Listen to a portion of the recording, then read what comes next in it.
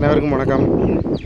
இதில் பார்த்துருக்கிறது இடம் பார்த்திங்கன்னா அரியலூர் மாவட்டம். அரியலூர்லேருந்து செந்துறை போகிற வழியில் உள்ள ரோடு ஓரத்தில் தான். எதுக்கான இந்த வீடியோ பார்த்திங்கன்னா, இங்கே இந்த ரோட்டோரத்தில்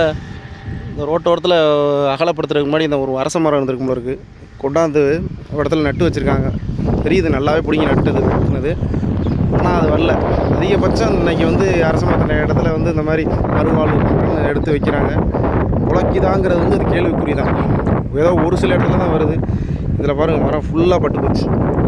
இனிமேல் தலையிற வேஸ்ட்டு. என்ன தான் நீங்கள் மறுவாழ்வு பண்ணாலும் இருக்கிற மரத்தை உருவாக்க முடியாது. எவ்வளோ ஒரு கனமாக இருக்குது.